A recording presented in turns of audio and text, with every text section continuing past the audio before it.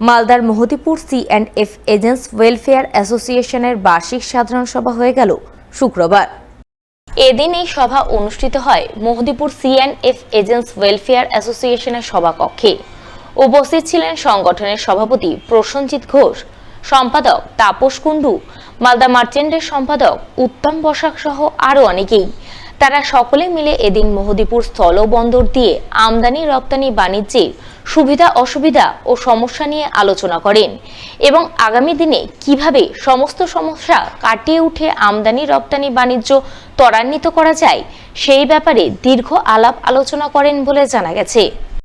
আমাদের বিভিন্ন রকম আলোচনার মারফতে যে আরও কীভাবে উন্নত এক্সপোর্ট বা বর্ডারের কীভাবে উন্নত করা যায় সেগুলো বিষয় নিয়ে আজকে আমাদের সাধারণ মেম্বার বা সাধারণ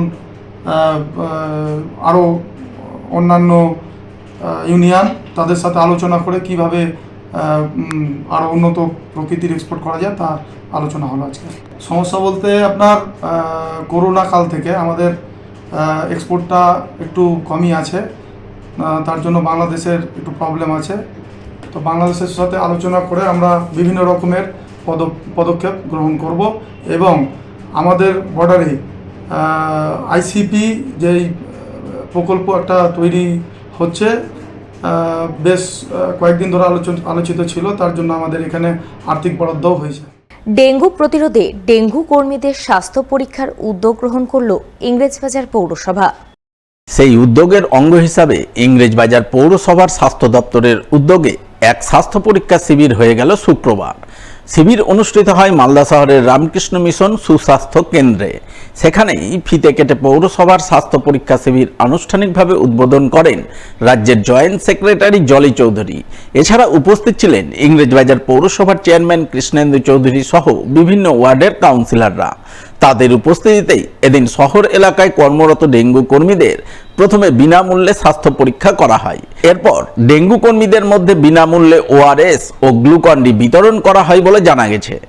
এখানে হেলথ ইনফ্রাস্ট্রাকচার দেখতে আমাদের জয়েন্ট সেক্রেটারি জলি চৌধুরী এসেছিলেন, তিনি দেখে গেলেন। এবার টাউন হলে আমাদের হাউজিং ফর অলের মিটিং হবে।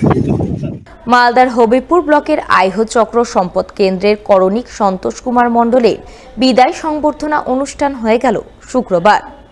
এদিন আইহ চক্র সম্পদ কেন্দ্রের অধীনস্থ বিভিন্ন বিদ্যালয়ের শিক্ষক শিক্ষিকাদের পক্ষ থেকে এই বিদায় সংবর্ধনা জ্ঞাপন অনুষ্ঠানের আয়োজন করা হয়। এই উপলক্ষে আইহ এলাকার এক বেসরকারি লজে এক অনুষ্ঠানের আয়োজন চোখে পড়ে। অনুষ্ঠানে উপস্থিত ছিলেন আইহ চক্রের ভারপ্রাপ্ত অবর বিদ্যালয় পরিদর্শক প্রাণতোষ সাহা, আইহ চক্র সম্পদ কেন্দ্রের করণিক সন্তোষ কুমার মণ্ডল সহ অন্যান্যরা।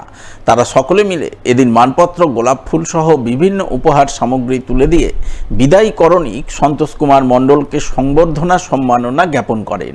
সেই সঙ্গে তার কর্মজীবনের নানান দিক তুলে ধরে তার প্রশংসায় পঞ্চমুখ হন।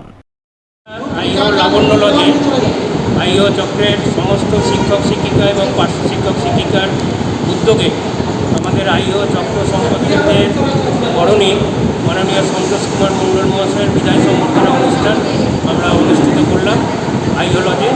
সেখানে আমাদের ভারপ্রাপ্ত অবর বিদ্যালয় পরিদর্শক মাননীয় প্রাণতোষ সাহা মহাশয় উপস্থিত ছিলেন এবং আমাদের আইহ চক্রের সমস্ত শিক্ষক শিক্ষিকা, পার্শ্ব শিক্ষক শিক্ষিকা উপস্থিত থেকে আমরা এই অনুষ্ঠানটা সম্পন্ন করলাম। আমার এই বিদায় সংবর্ধনা অনুষ্ঠানে আইহ চক্র সম্পদ কেন্দ্রে শিক্ষক শিক্ষিকাবৃন্দ এই বিদায় সংবর্ধনা অনুষ্ঠানে যে আয়োজন করেছেন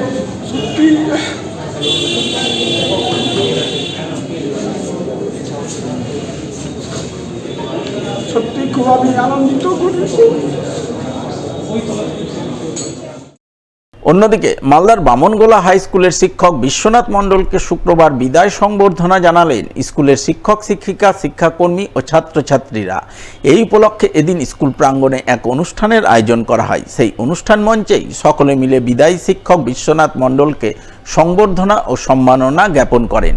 পাশাপাশি এদিনের এই অনুষ্ঠানকে স্মরণীয় করে রাখতে স্কুলের পক্ষ থেকে এক রক্তদান শিবির আয়োজন করা হয়, যাকে কেন্দ্র করে শিক্ষক শিক্ষিকা, শিক্ষাকর্মী সহ অন্যান্যরা রক্তদান করেন বলে জানা গেছে।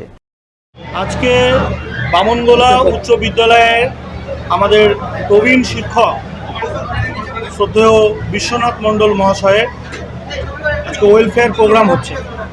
উনি দীর্ঘদিন কর্মদক্ষতার সঙ্গে এখানে ছাত্রছাত্রীদের সুশিক্ষা প্রদান করেছেন।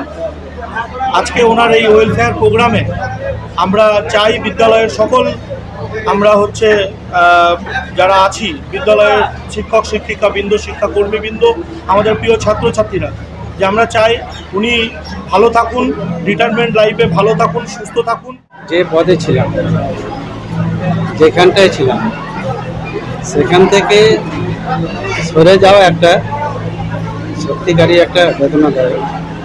নির্দিষ্ট বয়সের পর সেখান থেকে অবসর গ্রহণ করতে হয়, আমরা চাই বা না চাই। আজকে এই সহকর্মীদের প্রচেষ্টা যে রক্তদান শিবিরের আয়োজন করা হয়েছে, এটি সত্যি একটা খুবই সুন্দর, খুবই আনন্দদায়ক অনুষ্ঠান।